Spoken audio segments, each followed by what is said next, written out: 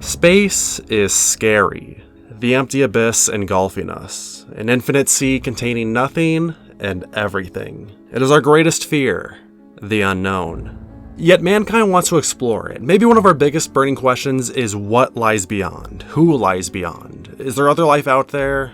Or are we all alone? Whatever you believe, the answer is terrifying. What if it's just us? We are the only planet forsaken with life, the only sentience in the universe. When we die, nothing will be there after us to acknowledge our achievements, understand our history. Our lives ultimately have no meaning, and our species eventually extinct.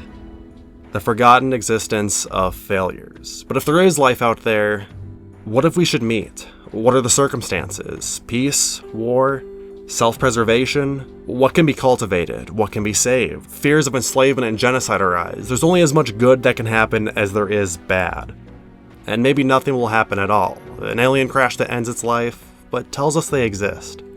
Perhaps it's for the best. Personally, I find comfort in mankind's failures to press forward. Ignorance is bliss, as they say. Yet, to have the opportunity to see what exists outside, even if I die, I would take it. It's that curiosity I think we all have that keeps us moving forward. And in the game Pikmin, Captain Olimar gets to learn firsthand what it means to be that alien.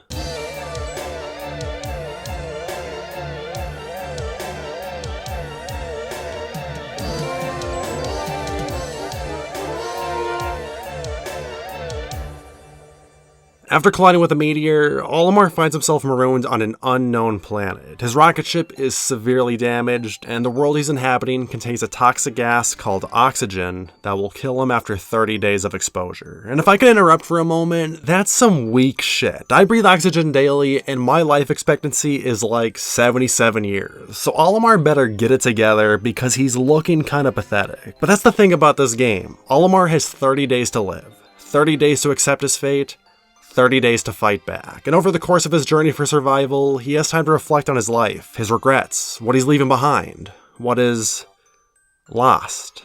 Every day, he writes in a journal, counting the days. And the most interesting detail is after 2 weeks, he writes less about his experience and more about his family, his hourglass, half empty.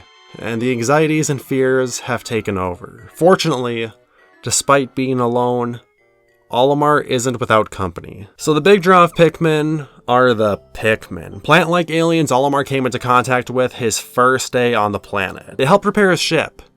But what are they? Pikmin defy the laws of nature, which makes them really unnerving. Or maybe they aren't. I don't know the first thing about plant reproduction. I think we skipped that chapter in environmental science. So what does the ovary do? But the fact of the matter is that Pikmin didn't exist until Olimar showed up.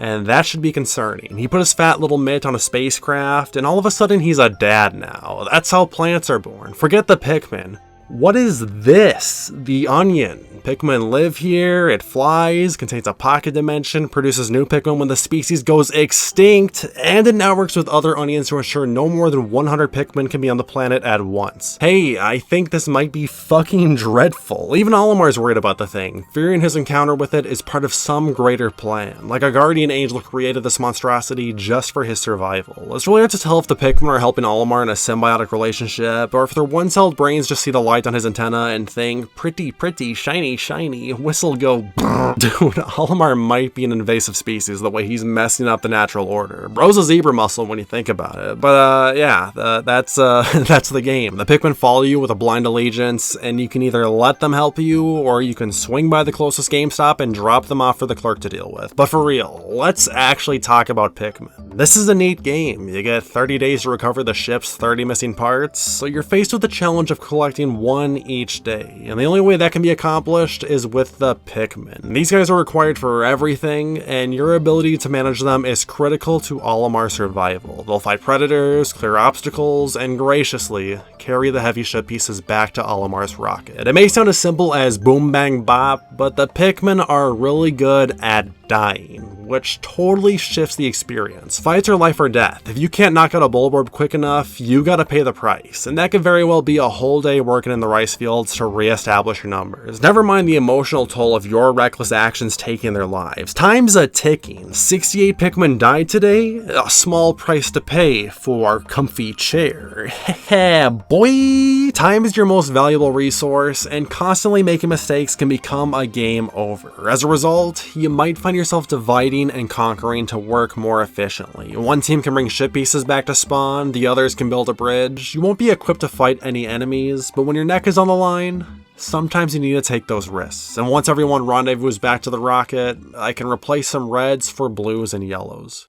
Pikmin come in different colors. Blue Pikmin take the daily reminder to stay hydrated, yellows are aerodynamic and tinker in pyrotechnics, and reds will leave their hands on a hot stove and not screech in pain. From time to time, you'll need to use specific colors to collect certain parts, like blues are required for anything in the water, and yellows can reach high platforms, but the best are easily the reds. Fire retardation is undeniably a huge boon. Reds for some reason have a higher attack stat than their brothers, and my god, are they busted. This boss takes a few cycles to defeat with blue Pikmin, but using reds, I can take it to Slamtown in one round. The crazy thing is, the levels will deceive you into thinking blues are the best. Because of their ability to travel anywhere, they'll have the least restrictions for parts they can collect. The first two levels require you to backtrack just to use them, and the fourth level is basically Atlantis, so it's fair to think you should use blues disproportionately more than the others. But after a few fights, that deficiency in combat will become very transparent. Yellow Pikmin suck. Imagine being born with undesirable traits and have to rely on a gimmick for anyone to like you. Not me though, I'm sexy. It's like they made yellow Pikmin, then forgot they exist. Whenever I see a ship part that needs yellows, I think, ew. Here you go guys, your reason to live. The Cosmic Bowling Light. As a result of their uselessness, yellow Pikmin have been given the exclusive ability to carry bombs and ruin everything. I have reset the game more times because my Pikmin killed each other than me killing them. How did I become the beta? Like, if you throw a Pikmin carrying a bomb and don't want them to detonate it, they keep you in check by forcing you to dap them up every single time. Bombs can be used in combat and are required to break some walls that are impenetrable to headbanging, but the only way to get these powerful tools is to sift through a rat carcass or a tin can, and wait a minute, what planet are we on? Yeah, Pikmin may or may not take place on Earth. We'll know for sure once birds start to evolve back into reptiles, but the absence of human life is the real headline. Are we there? Did we die? Have we escaped the confines of this planet? To Olimar, none of those questions exist. Our species could be long extinct, and our legacy is a Coca-Cola bottle. Sounds about right. It's food for thought. Olimar is fighting for his life, unaware that he walks over the graves of a species just like him, one that speaks the same language and lives in an environment motivated by monetary compensation. They have offspring they raise and try to give a good future. Well, they tried. Though they could not meet, Olimar is here, and he exhibits the limitless potential of an alien encounter, allying with one species, eradicating others. Like I said, there's as much good he can produce as there is bad. And now, it's based on your perception. He's a being of salvation and slaughter. Or option 3, he runs into a fire geyser and dies.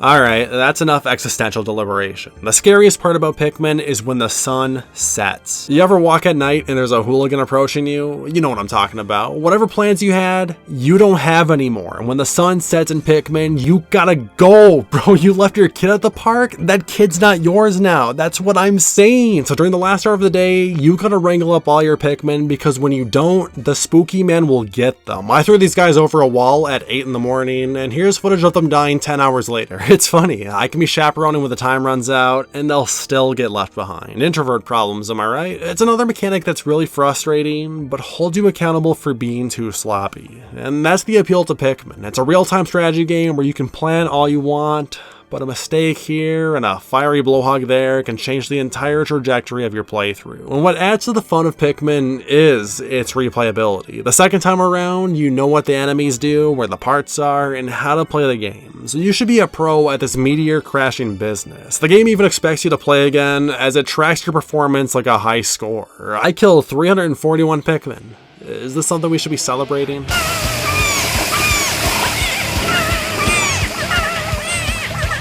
I'd say the average person should be able to trim their run down to 12 days. That's 3 on each level, with the minimum time required on the smaller maps. Nothing that'll make your head explode, but anything quicker than that is psychotic. Now consider that the world record is 6 days. It's actually crazy to watch, completing water puzzles without blue Pikmin in the Forest of Hope, turning in 5 parts during the final 5 seconds of the Forest Navel, clipping out of bounds of the Distant Spring. Someone tell Olimar to chill out.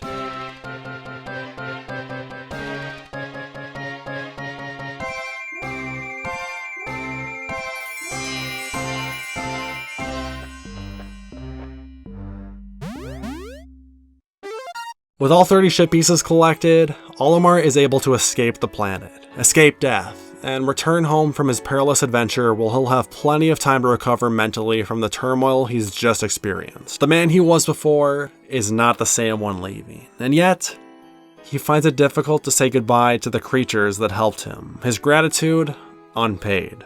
What he doesn't realize is that he has repaid them.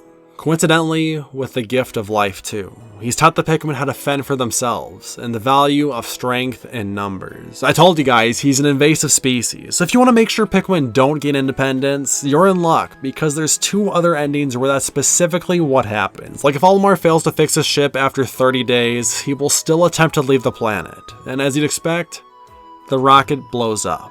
And like a dog with a dead grandma, the Pikmin instantly take the opportunity to eat him, carrying his body to an onion and turning him into an Olimar Pikmin hybrid. That just makes the onion more scary. Don't like dark endings? That's fine, because the last one's even worse. So over the course of the game, Olimar makes note of how some of his missing parts aren't required for liftoff. His piggy bank with $50 bajillion, the death ray, the shiatsu back massager.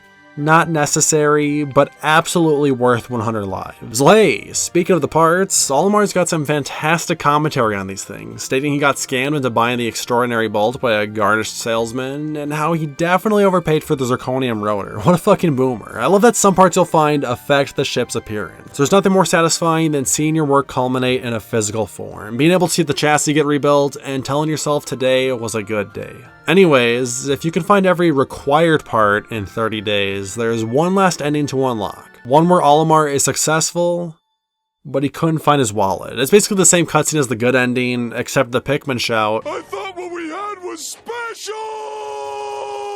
on his way out. This ending also prevents the creation of new Pikmin species, so that's a plus. But that's all there is to Pikmin. It's short, like an experiment more than anything. But a little known fact about me is that I had the world's shortest Pikmin phase when I was 14. Yeah, I watched a Let's Play and instantly fell in love with the game. At the time, I was making this Pokemon fan project where everything was inspired by the Mario universe. I got a whole video about that. But as I was losing interest in it, I retired the idea to do the exact same thing with Pikmin.